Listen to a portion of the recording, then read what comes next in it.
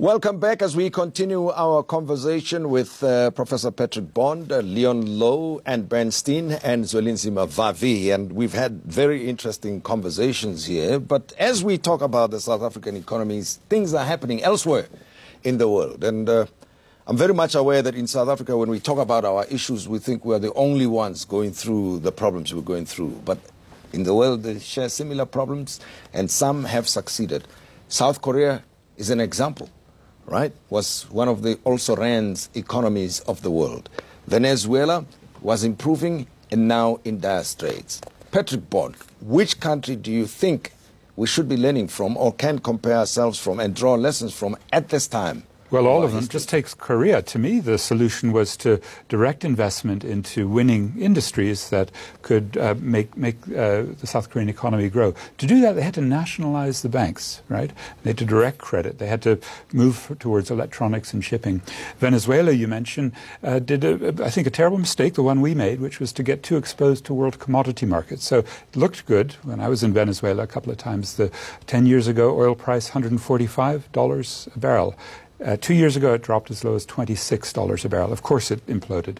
And they had, I think, Hugo Chavez, great man in many ways, but he made a mistake by relying on the world economy. So have right-wingers in Argentina recently. So have a dictator in Turkey. And even the Indians now, the last few days, have been roiled by world turmoil. It's a good lesson. It's a lesson that 6 weeks ago, before he died, Samir Amin, Africa's greatest political economist, said we should go back to his book, Delinking, and try to find out how some of the worst tendencies in the world economy can be avoided. And as I said, I think that it will include exchange controls and protection of our basic industries. And maybe, Anne, you're right, we need to have protection against the import of cheap clothing so we can do what existed. You didn't say it, but it's a logic. In other words, to be able to protect the industries that crashed in the 90s, you're going to need to delink and to have local production. As we know, the world is so integrated now that it's going to be very difficult. We saw with the African leaders not coming together on the continent by themselves. They're not their own masters. Just a last point. But then integrating into the credit lines of China. But China did something extraordinary. 2 years ago, they had a massive stock market crash. July 2015, January 2016. They imposed quite rigorous exchange controls. We should be learning from that. Okay. Well, let me go to the audience here. My name is Lerato from the National Youth Development Agency. My question is that it's quite an interesting moment to have a discussion on the economy, whilst not having young people at the center of the discussion. It therefore says we are having a discussion amongst ourselves when the hardest hit by unemployment, poverty and inequality is actually young people. The NYDA, amongst other things, has called for the scraping of experience into level jobs into the economy. Because for young people to participate in the economy, they should be employed. And we've not had the private sector or even the politicians going in and supporting that call. So I want to hear from the panel if they are in support of ensuring that young people become actively involved and also ensuring that young people venture more into entrepreneurship. Sure, thank you. Hello, my name is Pumla and I'm a journalist. My question is that there's so much happening with recession right now and everybody is worried about what's going to happen in the country, but nobody is going to the people that it's really affecting. People out in Alex, people that are buying bread for 19 Rand, 16 Rand. Nobody's really going out to that mother who is every day using her money to find out what impact does it have on you? Because those are the people that it really hits. Everybody that sits on high chairs, they just there to say, okay, we have a plan. And they work on that plan, but they don't feel the price of the bread. So we want to know who is in charge of going out there, literally, to the people that are right down there? Well, good questions overall, and thank you very much. I'm going to get my panelists, each one of them, to have a say on your questions. I'm adding my last question. The development of human capital. And in the time when we have the rise of the fourth industrial revolution, meaning that the nature of work is going to change and the skills that we need to participate meaningfully in our economy will also be impacted upon. How do we do it in South Africa? Mr. Vavi. The two challenges that we have left unattended and have done very little to address and confront much more aggressively. The first one is the state of our basic education. I mean, we are in a terrible state. We can't compete with anybody in the South. and our peers everywhere else in the world with far more lesser resources are doing far more better than we can do. That's our first problem. So as long as we don't address that, we're going to have we're going to continue to count statistics from the ILO that says when it comes to youth unemployment, our country is sitting number 3 worse. That's our first challenge. The second problem is that we don't know how to use the SETA. We created this SETA system. We're asking for 1% from every employer to put the money into there. I have a sense that the trade union movement have lost the capacity to drive the agenda of reskilling and skilling and training workers in those SETAs. At some point, COSATU used to have that capacity, and thanks to the, in particular, Australian and German unions were in partnership with the then COSATU then.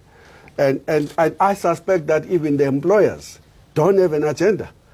We're now encouraging a fly-by-night system to just put in short-term projects and claim money from the SETA system without transforming and addressing the issue that Anne was raising earlier in the discussion. So that's it's become one of our structural problems in the economy as well.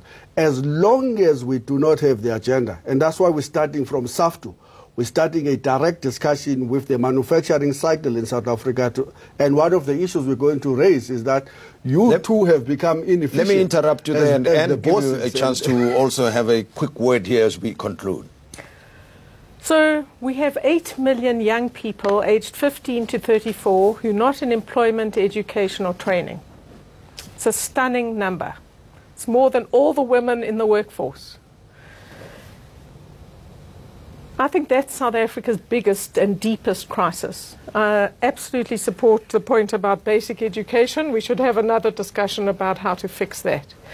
But the real issue about unemployment, especially youth unemployment, is we must stop talking about small initiatives and small projects, because we'll help some people, but they're very small numbers. When you're talking about 8 million, you've got to be thinking about the scale of the challenge. And to my view, we're not going to get anywhere unless we accept that the best, most effective, most sustainable and expandable projects we can have are called firms. And so what we've got to do is grow our economy. And we can't keep doing what we've been doing up till now. We've got to think differently. And that's why I'm calling for a bold reform agenda. Well, let's see. We've got to grow the economy, but not just growth, which a lot of people say, growth, growth, growth. We're saying much more faster growth and much more labor-intensive growth. Sure. And we have to change the rules so that we can get more and more firms that are working in labor-intensive sectors. Well, let me interrupt you there, Anne and Patrick Bond. We're wrapping up, I'm afraid. Is there anything we need to do differently in the context of the questions that we've taken here? As I said, the world is changing anyway. Yes, it's not waiting for us. The questioner asks about mothers facing the task of raising their children.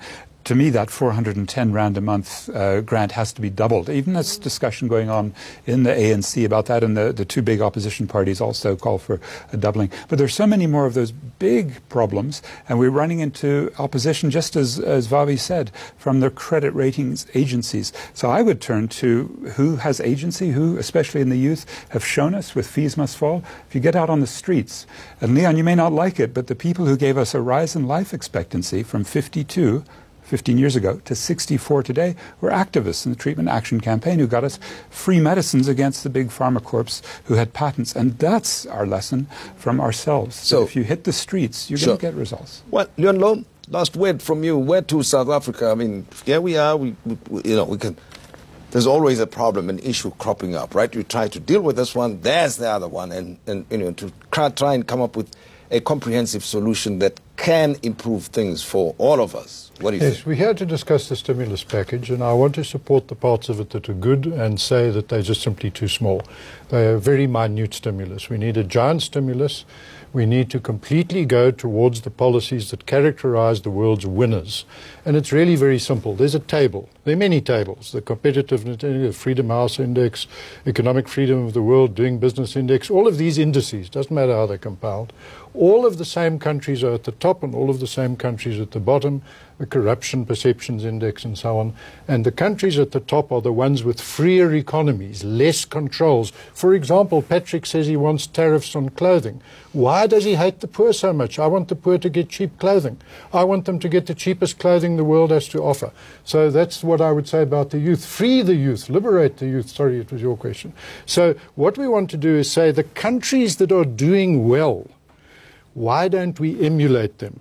The countries that are doing badly, why don't we stop doing what they do? It's really that simple. Okay. Optimistic? Yes? No? Optimism from below, where I can see activists making a difference and winning. Pessimistic about the elites, for sure, yeah. Optimistic? I've always been optimistic. I still am, but slightly less so. And?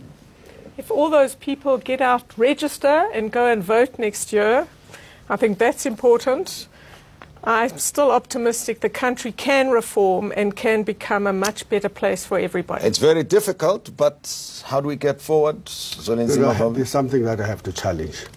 Notwithstanding everything that Leon was mentioning about the interventions of the government, including the fact that there are 17 million people on government pensions and social grants, the reality is that more and more people are finding themselves trapped in degrading levels of poverty in South Africa. Sure. And that's not propaganda research and of course anybody from Statistics South Africa. I can tell you. It stopped at about 2011. Yeah. I can't remember that story even there, because the number of people that were unemployed a lot of poverty, challenges that even South at Africa that must deal with. moment, were just extraordinary. So I remain optimistic in that the working class, which you have had a very important summit of 147 organizations, let me end it right will there. occupy the streets and will turn the situation To my guests around. and panelists, thank you very much for having been with us on the show. I appreciate it. And this is a big topic, obviously, and we all are learning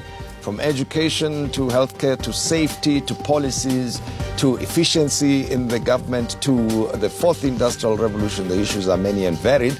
But we've got to get out of this situation. Thank you for having been part of the Modise Network this evening. And be sure to tune in next week, Saturday at 6 p.m. From us, good night to you.